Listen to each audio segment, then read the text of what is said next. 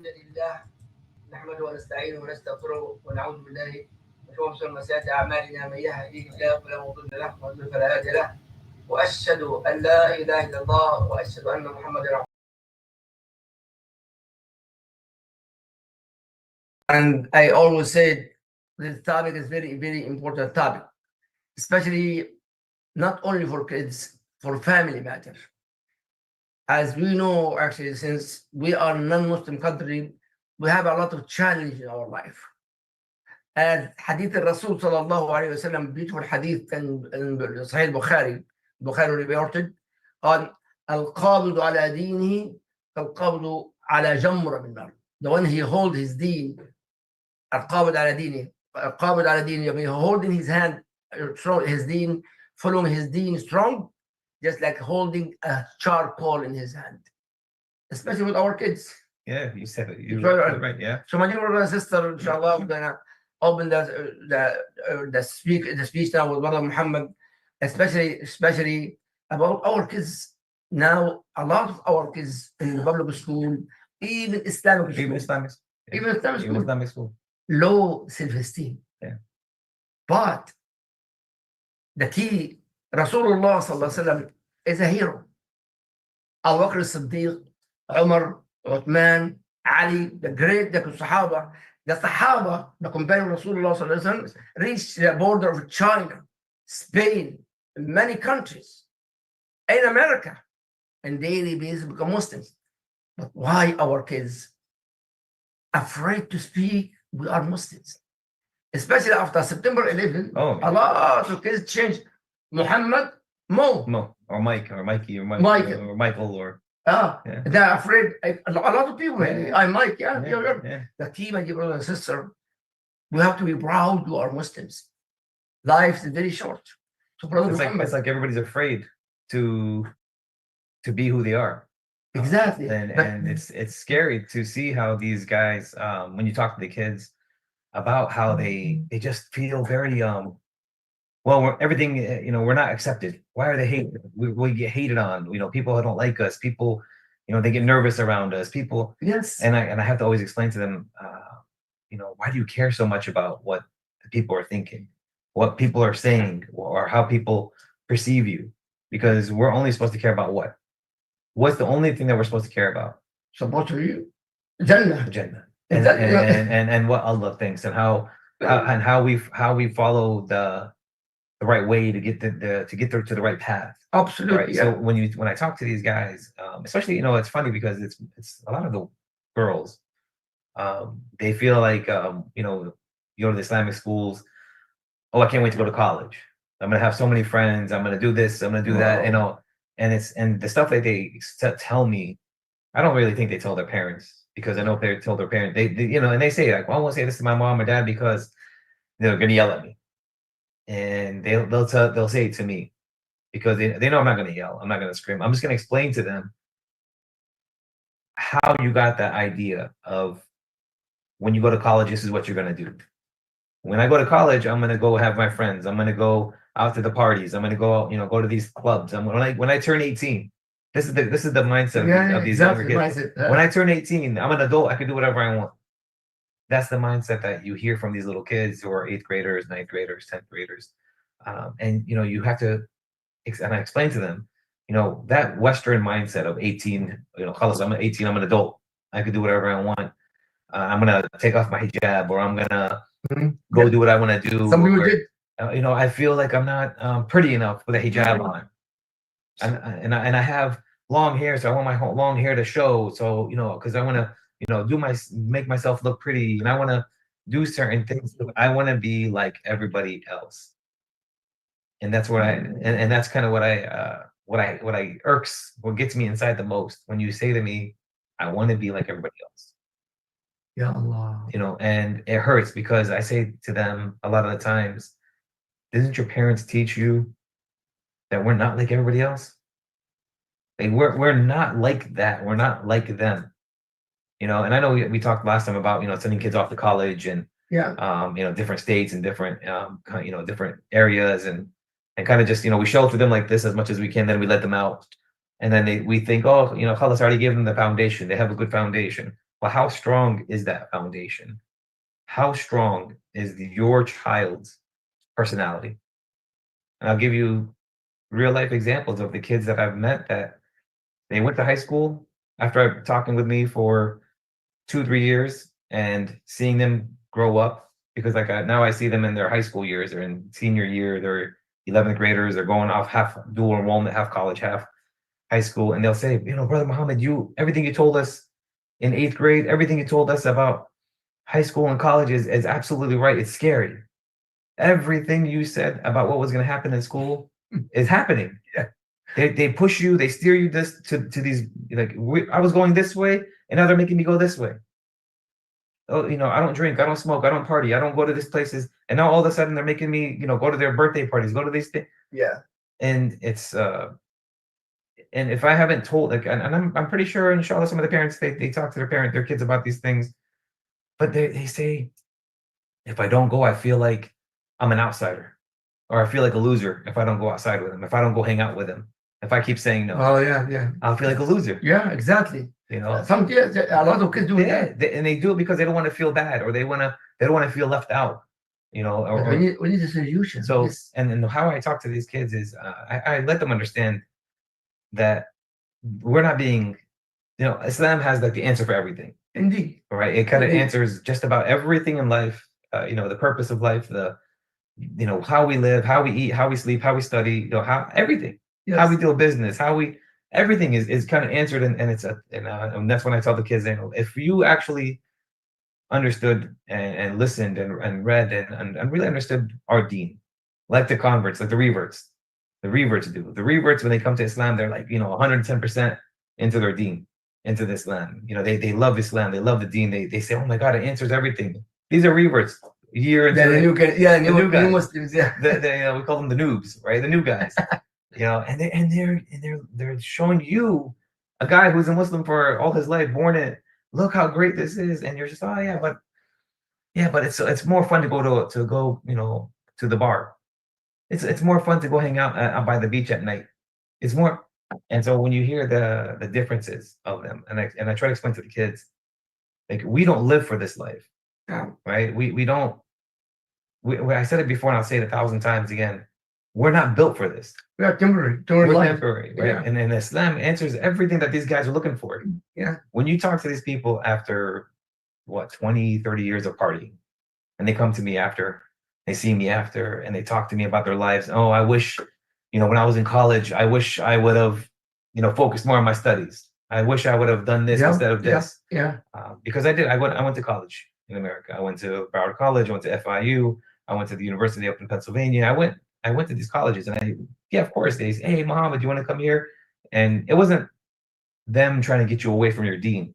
That's not their intention. Their intention, have fun together. Yeah, let's just have fun together. We go to class together. Come on, let's hang out together. And so they're not saying, oh, let me get this guy to be, to get away from his deen. That's not their intentions. That's a shaitan's intentions. Yeah. Right. The shaitan is saying, hey, let's work through these people to make this guy, get away from his religion.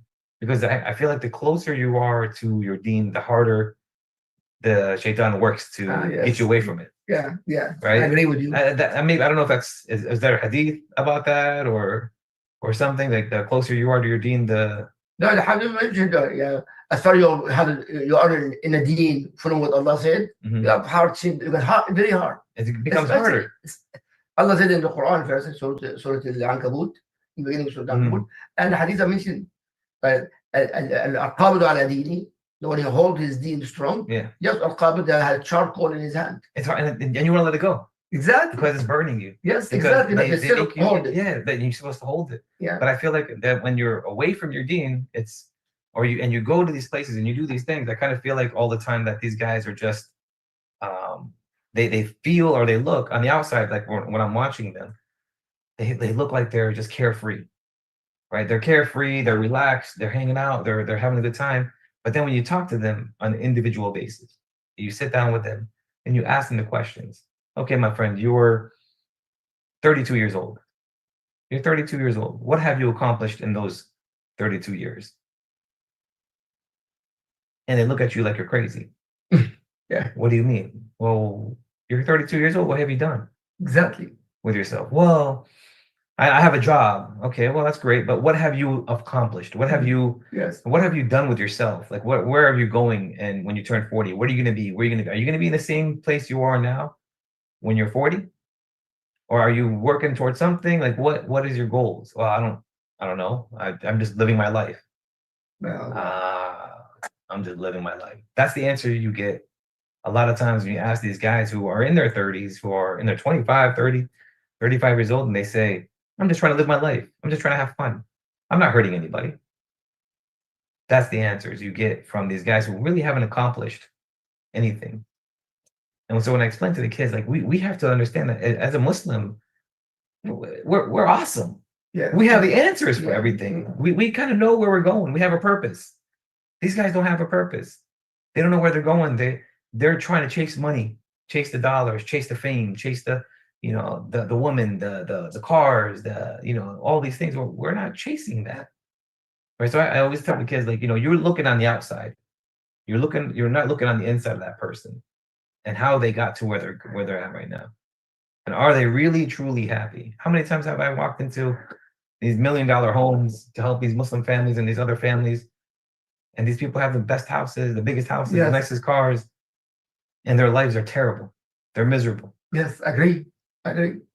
And I always tell people, and I was talking to one of the sisters today at the school, she came in and asked me for some help, or one of her friends needed some help. And I said, well, when I help the Muslims, I'm very direct. I'm very direct. I know you're supposed to. Yeah. And I don't charge, and there's no paperwork, so I'm going to be very honest. You're going to hate me. we love you, brother. Well, alhamdulillah. But I told the family members, you're not going to like what I have to say, because I'm going to be very honest with you. Yeah. And I know, as she's telling me what's going on, I explained to her, as soon as I cut her off, and I said, I'm sorry, let me ask you a question. There's some daddy problems in this one, right? And she was like, yeah. Are they fighting in front of the kid? Yeah, possibly. I said, okay, everything you're telling me, I already know, because I've been doing it for such a long time, Yeah. that there's problems in the house between the mom and the dad. And Yes. I'm assuming the guy has haram money coming into the house. Well, so she has take a step back. She said, yeah, how do you know? I said, because it doesn't matter how much times you do Umrah, Exactly. or how many times you go to Hajj, or how many times you do Ramadan dinners and you donate money to the masjid.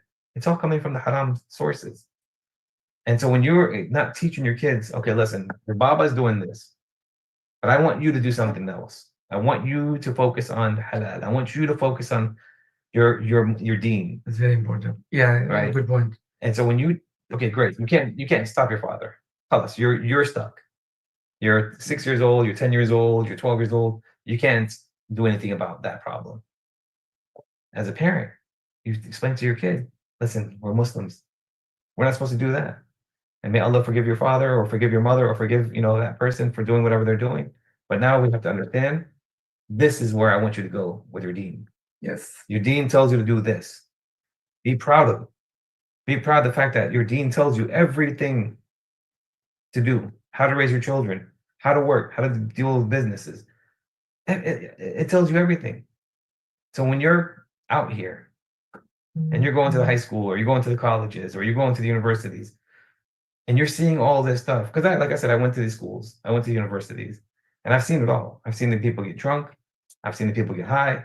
I did sports with these guys. I see it. I've seen it all, but I never did any of that kind of stuff, because I knew myself. I knew my personality. I'm strong on the inside, right? And so that's one of the things I always tell the kids, like, you have to be prideful, Proud. Yeah. proud about being a Muslim. We talked earlier before we turned the cameras on, the difference between, what Allah doesn't like of the prideful and confidence, right? And how, we're not supposed to be cocky and too arrogant with the way we are, right? And people look at you and they watch you and they listen to you, and they learn what Islam is by dealing with you, right? I don't go talking to people about Islam. I don't, because I'm not a dawah guy. I'm not a sheikh. I'm not an imam. So I don't really do that in my dealings. So when I tell the kids, and I explain to the kids, when you go to colleges and universities, your job isn't to go, you have to be a Muslim, you have to convert. No, that's not your job. Your job is to show them by who you are,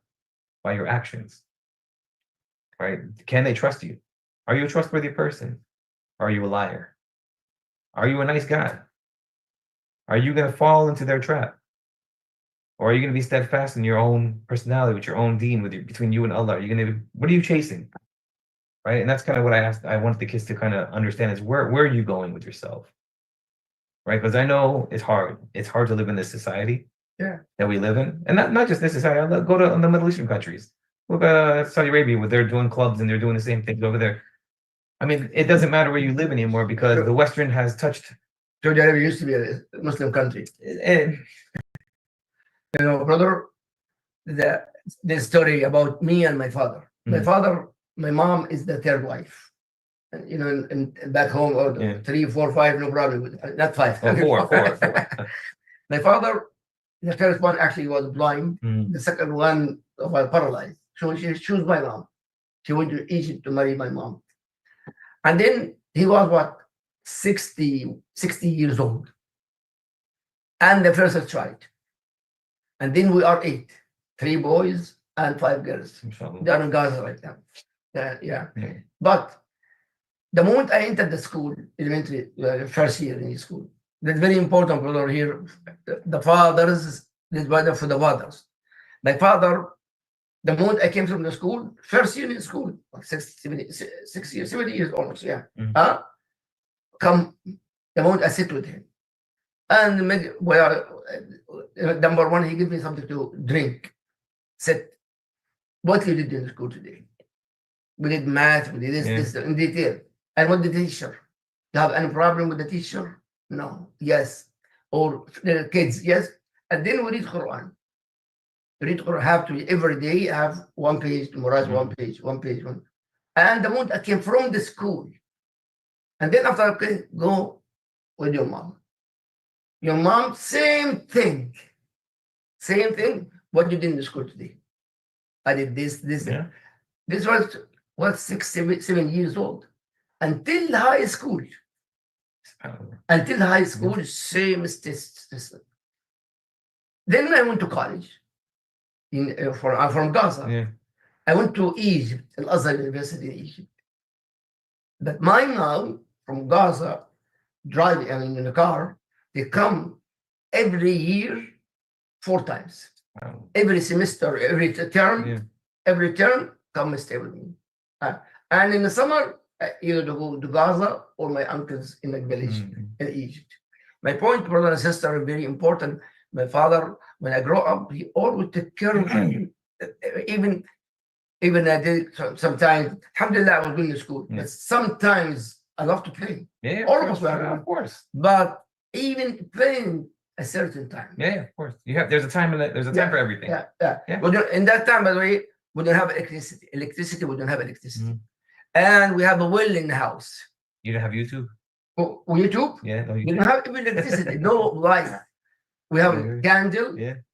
So that was, brother, the key, my era, especially. But now everything changed. It's changed, but you okay, so the times have changed, but the needs have not changed. Like, give me an example. So the example is, okay, so we feel like when we have our kids, I feel like all the dads and a lot of the fathers, not all of them, most of the fathers, they kind of just put everything on the mom. Okay. And especially if they are working and she's not working. Yeah. And I understand that. Right. There's rules, there's roles for both mom and dad, husband and wives. Kids have roles. We all have roles. I think, but what needs to happen now, more than maybe 20 years ago when we didn't need this as much, but the fathers need to be more involved, right, with the kids. And it's hard when you talk to single moms or the dads who leave their family, just walk off and go get married to another person and just forget about their kids. It's really it's weird. It's very difficult. Agreed. Because we know, and I'm not talking about psychology. I'm not talking about the books that we read in college. At a certain age where these kids have developmental needs and all this stuff. I'm not talking about all that. I'm talking about realistically speaking. A daughter needs her dad. A daughter needs her father to teach her what a man is supposed to be, how a man's supposed to act, how a man's supposed to treat a woman. And the boy needs the father to show him how to be a man, to teach him how to be a man, like a real man, and confident in yourself. Agree. Right. So if there's one missing, it's very difficult. And look at the studies of incarcerated people that go to jail. Yeah. right? The people that go to Yeah. jail mostly are, coming from single mother homes or no family homes, because they don't have that structure to kind of explain to them how to behave, how to act, how to talk, how to Yeah. walk, how to be confident in yourself. And for Muslims, a little bit, and then the Muslims, I add more. We have more responsibility on us as Muslim fathers, Yeah. right? We're not those people that just work. Us, I made my money, and let me, I paid the bills. They have a roof over your head. You got food on the table. Leave me alone. I'm gonna, sit back and watch the news. Leave me. That's not how we behave. That's not. Agree, And yes. when we see that, and the kids tell me this. The kids tell me this when I go to the schools and I talk to these kids. Oh, when my Baba comes home, he just sits back and he just puts the remote on, and we have to give him his coffee, and we just leave him alone. What? Yes. Yes. And so when you have a parent, when I talk to these kids, I'm saying, listen, go to your father when he's coming home and say, hey, Baba, can we, go play soccer? Can we? I tell the kids, you have to initiate sometimes. But sometimes they don't know. Sometimes the parents don't know. And they don't want me to come to the house because they know I'll tell them that what they're doing is wrong and they need to change. And I get it. We're tired, right? Men are tired, women are tired. We're all tired. We're constantly working. We're constantly trying to survive. We're constantly trying to fight the society around us. We're arguing constantly. It's a big struggle. But they lose in the end. Most likely. Most of the time, the kids are the ones that are going to be the losers. That's what I mean. The whole point is the kids. And so when we kind of just focus on everything else, we lose focus of the more important things, right? And I try to explain to the people, like, you have to manage your time better, right? Set your time management skills Yes. a little bit better, right? Okay, you get off work at 5. I get it. You're tired. The kid just got out of school, right? So while the kid's doing his homework, maybe you take a break while the kid's doing his homework, and then 7, 8 o'clock, go outside for a little bit, go do a jog, go do you tell them to kind of find a 30 minutes, because that's all you really need during the weekdays. Sometimes 30 minutes to an hour. You don't need the whole day to do things with these guys. No, Salat al-Fajr now 6 o'clock. And most of the people go after 7 or 8 o'clock, Yeah. to go to 9 o'clock. Yeah. Take opportunity after Salat al-Fajr. For example, after Salat al-Fajr, I come, my wife and I will go, we jog 2-3 miles, and we come home. And sometimes our adhkar, subhanallah, subhanallah, adhkar. So my point, brother, I know that a lot of the fathers, the father, TV, this is the mom. The problem here, a lot of people, they come to me as an imam course or the ones for the school. My kids. They always blaming the kids. Me, I didn't even, brother, my job, halal, haram. I'm not teaching kids. You're supposed to teach the kids. Now teach yourself manners and etiquettes and take care of yourself. Well, I think that's one of the things we forget. We want our kids to learn, to be smart, to get straight A's, but we forget to teach them manners. We forget to teach them. This is the key, brother and sister here. Yeah, we forget to teach them how to behave. And I one of the things I always tell my own kids is, okay, grades, yes, get straight A's, A's and B's, whatever. But I don't want the teacher to tell me that you were disrespectful. I don't want the teachers to come back and tell me, well, your son, said a bad word, or your son, was being silly, or your son, anything disrespectful to me. That's when I say, okay, hold on, I didn't teach you that. That's not the way I taught you. This bad word, by the way, it become like a slang. Everybody. I went in Texas actually, and when my second son, I have 4 kids. Second son was speak with him, and when he speak, he have this bad word. Yeah. I do like this. Say, Baba, I'm sorry. That means deep down is only in front of me. Yeah. Oh, sorry. That means in normal life, it's when you're not around, he's just very scary. Yeah. Especially I'm away from him like for more than 15, 18 years away from my son. See, and you kind of see that when you have these guys who just talk like this as normal, right? That the way they're talking, the way they're expressing themselves, the cursing, the vulgar language constantly, and it's normalized, right? It became like this normal thing that if I don't curse, then I'm not cool. And I explained to the kids, look, I worked in the jails, I worked in prisons, I worked with all these guys who not all they do is curse. all they did was curse. All they do is talk trash. All they do is make fun of you. All they do is say these things. That's what I put myself into. I didn't have to do all that. There's a solution, my brother, for So this. I want to learn myself. So if you're talking to your kids and Mhm. and you're, because kids mimic, right? They watch you. They're like with their mirror. They watch us and they learn from us. Then, and one of the things I always tell the parents, you got an argument, you got to fight. Don't do that in front of the kids, right? Let them go to sleep. Let them go to bed, or go do your own thing. Go take a walk outside and talk to yourselves while you're walking outside. Very good, good idea. And one of the things that I told a couple one time is, and I told them, go walk outside for a couple of blocks and talk to each other while you're walking. I said, you're going to see what happens while you're walking and while you're talking. Yes.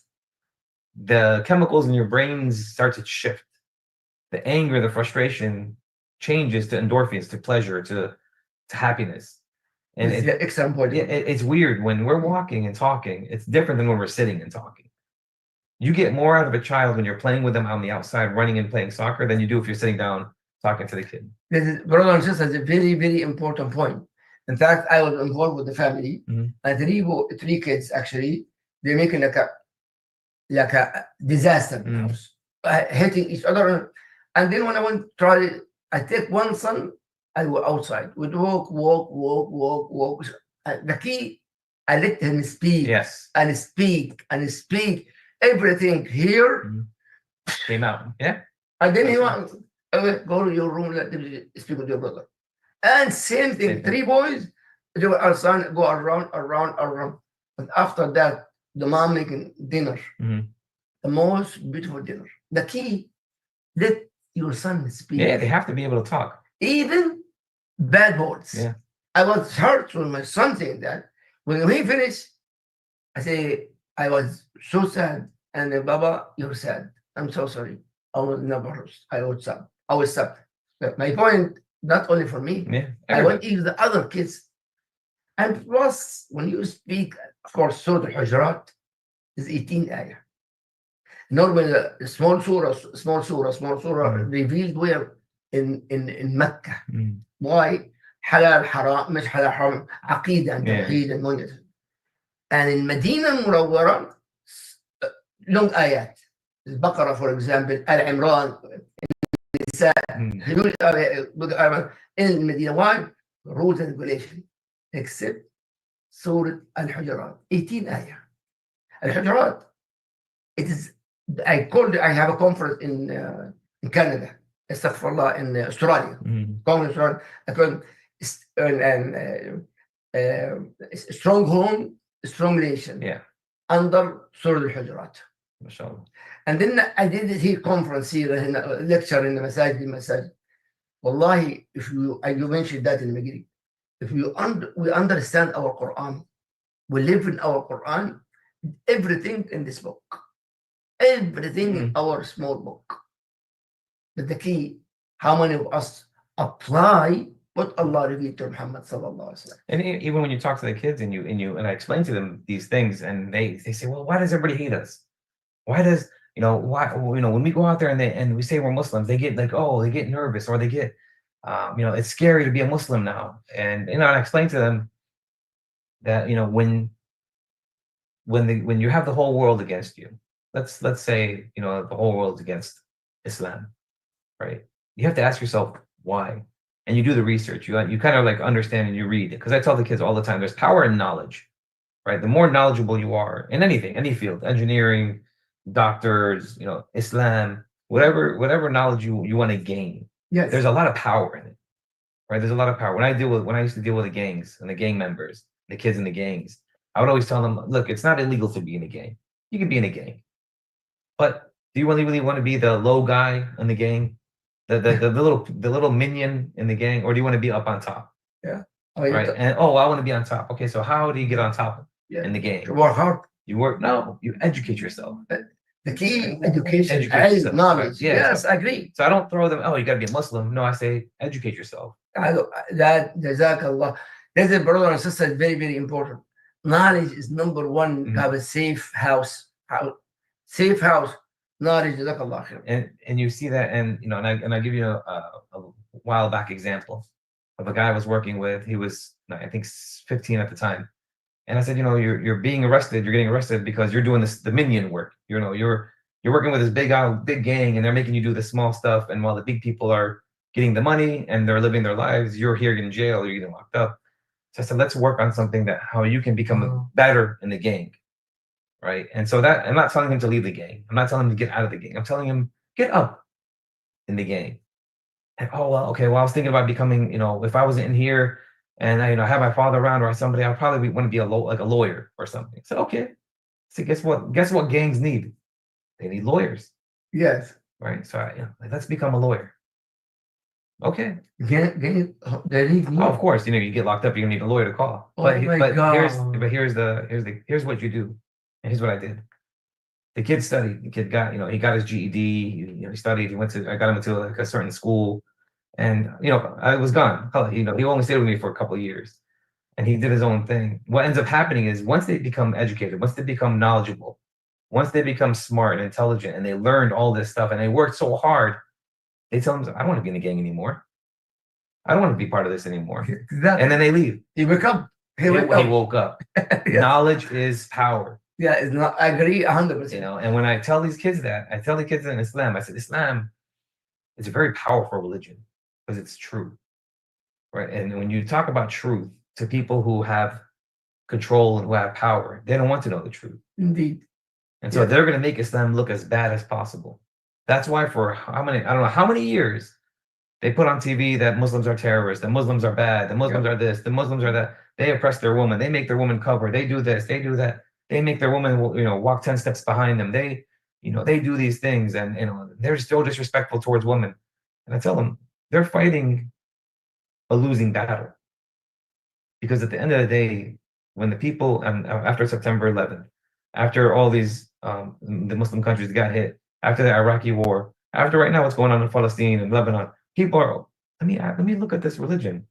Other people, a lot of people are looking at, they convert to Islam. They see the wonders of it. And so you have to, and I tell the kids, if these people who were never Muslims, who always would get, now they're on TikTok, they're on YouTube, and they're saying, when I was younger, I thought I thought Muslims were terrorists. I always thought, and now I open the book and it's so peaceful and answers all the questions. These are not Muslims. Yes. These are reverts telling you that all my life, all their lives, they heard negative things about Islam, but they took it upon themselves to gain knowledge, because it's not a secret that the smarter you are, the more powerful you become. Yeah, it's not a secret. Yeah, I agree with you. But our kids right now are so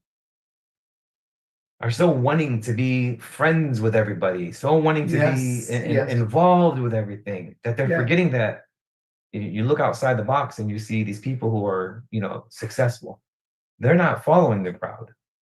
People who are super successful, and we define success in the Western society as millionaires, rich people. That's how we define success over here. And I explain to the kids, their definition of success. Even their definition of success is the people that are going the other way, that they're not following people. These are the people, the successful people that are the Western idea of success. Those guys who are successful in the Western mindset don't even follow people. They just do their own thing. Right? So you look at people like Elon Musk, like, Bill Gates, like all these people who are money. They're not following little kids around. They're not watching stupid videos on TikTok or Instagram. They're not wasting their time. They're not trying to be like everybody else, because they know they don't want to be like sheep. Yeah, exactly. Right? And so I explain to them, we're not sheep.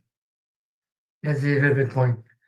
People imagine Bill Gates and those people, they will never follow what they are even creating. No, us. Yeah. They don't follow. They don't do the stuff that we do. They don't go on Amazon and buying 1,000 different things, because they know.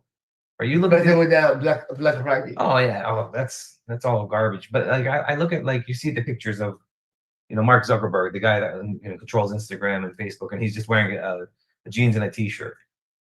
These guys don't even think about what they're going to dress. They're just thinking about how to make more money. Excellent point. Right? So, we're thinking over here, how can I make friends? How can I be cool? How can I make everybody like me? Even our kids now, if one of the rich guy have a Nike expensive, and actually I heard the story actually here, it was very expensive. Mm-hmm. And their mom, they go from Walmart. Say, Mom, I need the same one. Yeah. I said, well, you have brand new. Yeah. So no. He was Nike, what, I don't know, $1,000. I cannot imagine. Yeah. I said, I don't have even food for us. Like, people compare. But they don't realize, and I explained to them, these guys who are wearing these shoes, you think they paid for that? You think they paid $1,000 for those shoes? They give them for free because the marketing people know, they know that if you're wearing it, they're gonna buy it. The famous people. The famous people, not you. Yeah. I mean, you're famous, but not that famous. Sorry. I hate to be famous. No.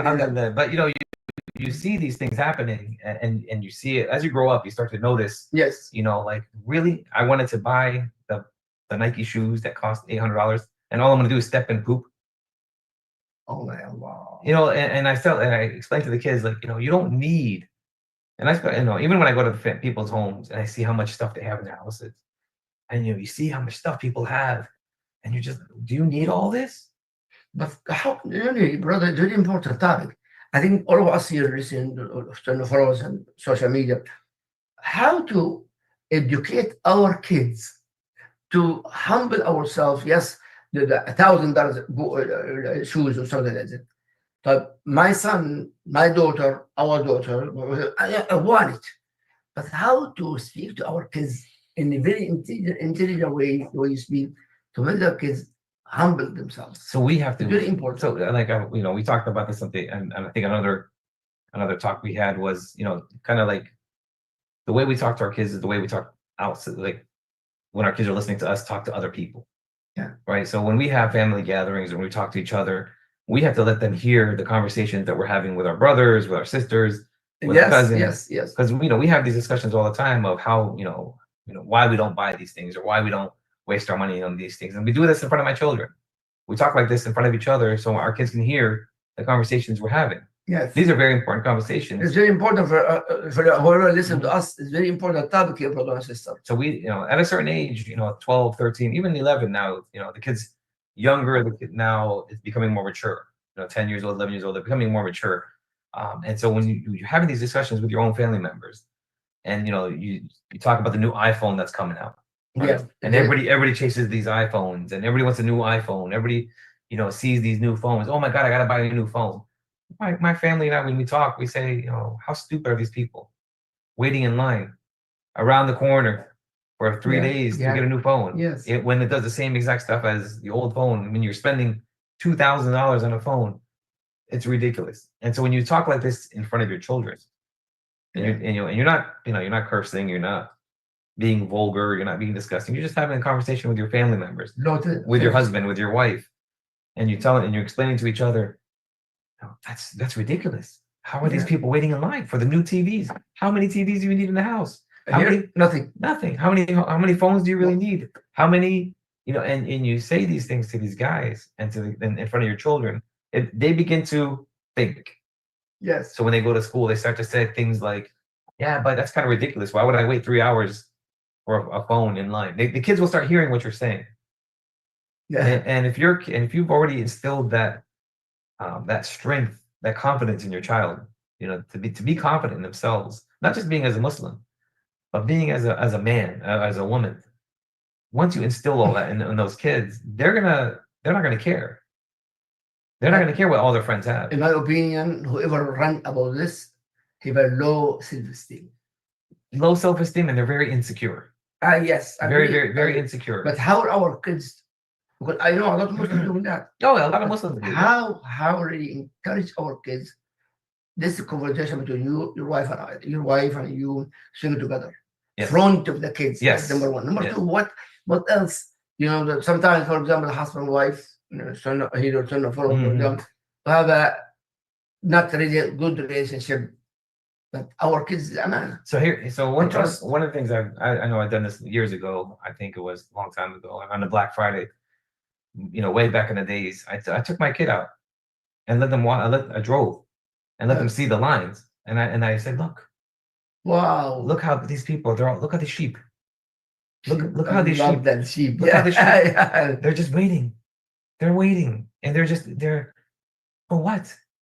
And and this doesn't happen anymore. But back in the days, they used to run in the stores on Black Friday and take the Yeah, cheapest yeah. When I TV. came to America, it was, Yeah, it's crazy. it's I never insane. involved with this. Yeah, you know, it was insane. It was Yeah. crazy. So I would let my kids see, look how crazy these people are. As even second day, same price, Yeah.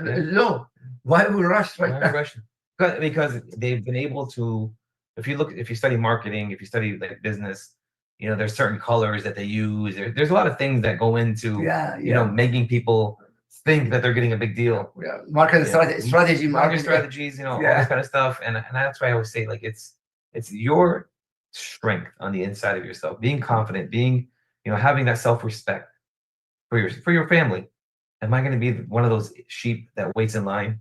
I love this sheep. And that's what I call people. I call people all the time. You're a sheep. You're following everybody. Yes. You know, when I look at, and I did this with the kids the other day. I said I want somebody's, and then I did this in the American school, American non-Muslim environment.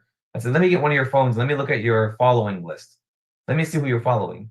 I said, who is brave enough to give me their phone to let me see who you're following? I was going to see who you're following. Nobody wanted to do it. Can you? Oh, in the fork you can tell. Yeah, you can just go on your phone and look at the followers. I'm following, a million people that I'm following. I can see who I'm following. Oh my God! And so I said, let me see who you're following. Nobody wanted to let me see because they know Yeah. the people that they're following are ridiculous. The people that they're using as role models. I want to be like this person. I want to be like that person. I want to be like them. I want to be. It's ridiculous. Yeah. And it's embarrassing. And I told them, I said, well, if you can't let me see who you're following, that says something about yourself. That Allah ordered us actually to be humble ourselves. Allah al-kibriya, the most honorable is Allah Azza wa Jal. We're supposed to be humble ourselves. Of course. Yeah. Rasulullah sallallahu alaihi wasallam, he's the most humble person. And Yeah. he's the best of your creation. But he's always humble. So brother and sister, inshallah, time is running fast. Still we have time, inshallah. But still prepare yourself for a question, inshallah, inshallah. So, but really, the low self-esteem, especially in school. Because our schools are, we think in our mind our schools are supposed to be educational facilities, right? They're supposed to teach our kids math, English, science. The things that's what we think a school is. The schools became like a runway for models, for technology, for the newest clothes. It became like this thing now where and this is way back in my days too, and now it just got worse. Where it's like, if you don't have the cool shoes, they're gonna make fun of you. Yes. Right. And if you don't have, the nice shirt, or if you have like a little hole in your shirt, or if you, dress a certain way, they're gonna make fun of you. Oh Allah. Right. And actually today, in the discussions I had with the kids at the Islamic school, I said, even me, who, I work in a nice, you would think educational type of job, they still make fun of you. Doesn't matter how old you get or what kind of position you're working, they're still gonna make jokes about you. They're still gonna, see how far they can go, and it's gonna take a strong-willed person to not care what they think or what they say. And so I explained to the kids today. I said, one of the things that a father is supposed to do in their kid's life is teach them that. Indeed, right? You teach them. Someone's gonna make fun of you. Someone's gonna call you a big nose. What are you gonna do about it? I'm gonna laugh. That's how I did it. And that's what I teach my kids. I always laughed. When they make fun of me for being short, I'm faster than you. My legs move faster than yours. You're too tall. I always making things into a joke, right? Because that's my personality. Everybody has their own different personalities and how to deal with. I love this. Because what happens is you take that control and that power back from whoever's trying to bully you or whoever's trying to talk trash to you. Because I'm confident in myself. Yes. Right. And I know that anything I do or anything I say, I'm not trying to hurt anybody. Right. Because at the end of the day, like, we talked to the kids today. I said, growing up, my mom used to say, Allah's watching you.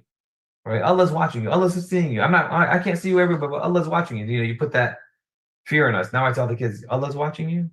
And there's cameras everywhere watching you. So I said, that's even like more. Yeah. More eyes are watching you. So I said, you have to act like somebody's watching you all the time. I love this camera. Cameras are everywhere. Yeah, right? Even traffic light. Even traffic lights. They have traffic light, yeah. So you do something wrong, or you say something silly, or you do something bad, they're gonna find you. Even now, I heard the phones social media, the iPad, Mhm. the laptop, this all with camera Always on. record you. It's always on. And The- and that's a You whole told, yeah, yeah, I talked to you guys like you that mentioned about that before. that was a whole nother thing where the cameras are Yeah. always running. The cameras are always watching, and iPhones are the worst ones. They're Oh, constantly yeah, Allah. they're constantly taking pictures of your house, of your face, of what you're doing, of where you're going.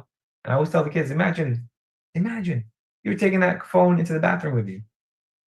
Oh my Allah. You know, and so we had a big talk about that last time, but No, hold on. Concentrate, especially on social media here. I mean, when you are in the phone in the bathroom, take a shower, and some people have a shower. Mhm. I mean, even you're gonna see exactly everything that you showing, your heart, everything that you're willing your heart. to show. I mean, we gave them the access to that. We told them that was okay.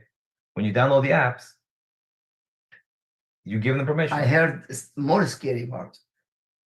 A new Tesla cell phone. Well, And no internet with the satellite. That means every action, everything, and that cheap, yeah, of course it's cheap because they want everybody to have it. and they're going to control the people with the phone. Yeah. I mean, it's already happening. Look how many times, when you go to people's houses or you go to dinner and you go out to a restaurant, how many times you see people on their phones instead of talking to each other. And so, and I tell the kids this, and I told them a couple of times. I said, that's the time when you're at a restaurant, when you're out with your family. That's the time when you go to your father and you go to your mother. Hey, I need you to, Dad, can we start doing this from now on? Can we hang out after you get off of work? I tell the kids to tell their parents this, because the parents, I can't blame the parents. Maybe they grew up with parents that never did that stuff. The older generation fathers didn't really hang out with their kids. They didn't really do stuff with their kids. The older father, the grandfather, the older dad. I never talked to my kids. I never even said anything. Look how great my kid came up. Yeah, but that was a different time. Yeah. That was a different time. That was a different. No, it's completely different era. It's completely different era. It's completely different timing. If we're not talking to our kids, if we're not spending time with the kids, if we're not listening to them, they're gonna listen to somebody else. Absolutely. Yes. Right. And it's 90% of the time it's gonna be somebody negative. Yeah. Absolutely, of course. And so when I talk to the kids and I get parents who get mad, why did you tell my kid to tell me to hang out with him? What? And I have to stop for a second. What did you say? You told my kid that I should go play soccer with him? And he's coming home to me telling me to go play soccer with him. You know how tired I am when I get back from work? I mean, you get these kind of reactions from parents. Yes. And then I don't say anything. I kind of just wait a little bit and I let them hear what they just said. Listen to what you just said. And once they they hear how they said it, they take a step back. They say, "Oh, okay, I see what you're saying." And I explained to them, I'm not trying to say, you're bad fathers or you're bad parents. That's not what I'm saying. Yeah, Allah. I said we kind of just lose the focus of what's really important. I get it. We got to pay our bills. Yeah, of course. You have to pay your electricity. You have to pay your water. I get it. I get all that. But do you really need $1,000 pair of shoes? Or can you save that $1,000 and work less hours and go spend some more time with your kid? Wow. Yeah. So when I talk about that, I talk to them about priorities, right? Where are your priorities at? What's most important to you? I get it. I always tell the kids, the most important thing is have a roof over your head and food in your belly. Yeah, indeed. Right? You have to have that. The kids don't know that. They don't do that. They don't worry about that. They don't know about that. They're not feeling that. And they don't have to, because they're kids. They're not supposed to, right? And as parents, we're supposed to explain to them as they grow up, this is my responsibility as a parent. Yeah, Allah. Right. And as they're growing up little by little, at a certain age, you talk to them about this. When they get older, you talk to them about that. They get older, you talk about bills. You talk about, there's certain ages that you talk to them about certain things. But if you're not doing that, if you're not really explaining to them the importance of working, the importance of saving money, the importance of understanding how to save your money, and the importance of Islam, how you got to put Islam into everything that you do, right? Everything that you do, then they're not going to know. Yeah. You want them to go to an Islamic school and to learn all that from Islamic school? No, absolutely not. They're not. I agree. And then you go send your kids to a public school. You think they're going to learn anything like that? No. No, public school, Not a public it's, school. it's scary. It's scary. They're not going to teach you. They're going to teach you Yeah. other stuff that's not really in line with what we talk about or what we live or how we live. So when you explain to the kids, you explain to the parents, little by little. At 5 years old, you explain this. At 8 years old, you explain this. At 13 years old, you explain this. So when I go into the houses and I talk to these parents, okay, this kid is this age and this kid is this age. This is how you're supposed to be talking to this kid, and this is how you talk to this kid. And at the same time, you can talk to them about the same certain things you can talk to them about together. Yeah. But you understand this kid has different likes and dislikes. This kid has certain likes and dislikes, right? When you grow up, you start to know which kid does what.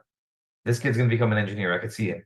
My daughter is gonna be a doctor when she grows up. My son is gonna be, a chef or whatever he wants to be. Like you can see as a parent, knowing where your kids are gonna go with themselves, like kind of gearing what your kids like. So you know how to talk to each kid. They're your kids. Exactly. Yeah. You should know that this kid likes to talk about like this. This one wants me to be more direct. This one wants me to be more fluffy and talk, talk a little bit, cushy and whatever. So your kids. So talk to them the way they need to be talked to. Yeah, I agree with you. So we need, before we finish, almost finish, before the question, we need advice, Brother Muhammad, for the parents, how to deal with this kind of hardship.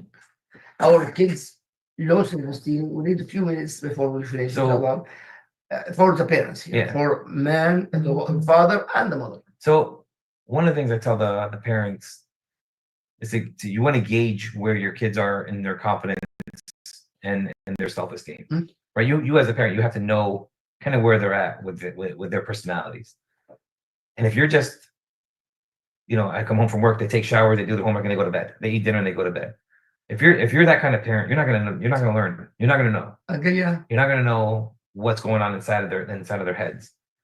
So one of the things I was explaining to them, especially when the school has to call, when the school has to make a call and the school is getting you involved, and the school is seeing something, and the school is telling you these things, look into your own kid.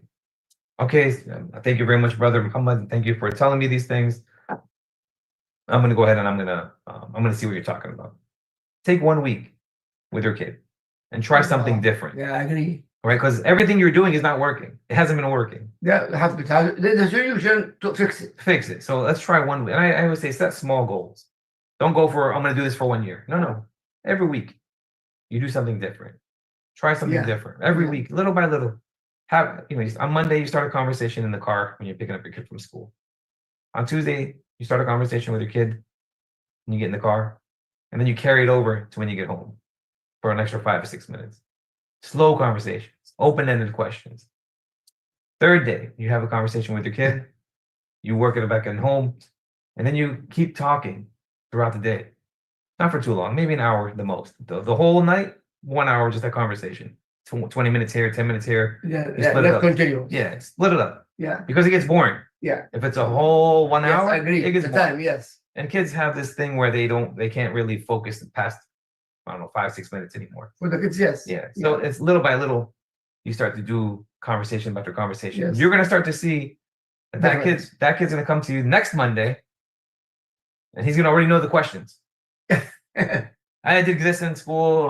Brother Muhammad came and he talked about this, and they're gonna already. They know. They're gonna want to talk. Yeah. They don't want to hear you talk. They want to talk. Yes. They want you to just listen. Because there's a topic there. Because it's there. I agree. Yeah. And once you let them have that open space to converse, they're going to be more comfortable. Every week it gets better. Every week it's getting better. Allah guide our kids. I mean, inshallah, they need as much guidance as they can get. We're here 5 minutes. Yeah. We have 5 minutes, sisters. Whoever in charge of Sunnahfollowers, if you have any question for the sisters, please, you can speak, inshallah, to us. Sunnahfollowers? Yes, I have something here. Yeah. Sister Amina. That was very important what you said about our kids have. When you were speaking about our kids haven't done anything and they want to be like everybody else. That's their main problem. They want to be like everybody else. They see kids out there doing stuff. They haven't never done it. The best thing that a parent can do is be about what they talk about. Don't be arguing in front of your kids and they looking at all that madness, all this dysfunction in the house. And then if you say you Muslim, you dress the part, you be about what you talk about. Now, because a kid ain't gonna listen to nothing what you saying, they looking at what you doing. Because I don't look at what you're saying, I'm looking at what you're doing, and I'm 75. So and the kid is the same way. Absolutely. Absolutely. Yeah, you're absolutely right. You gotta, lead by example. Yeah, mashallah. Allah khair, sister, inshallah. Anybody else can send the followers? Anybody else? I have something. Please. Yes, it is difficult raising children, especially in this society, the way it is now, even worse.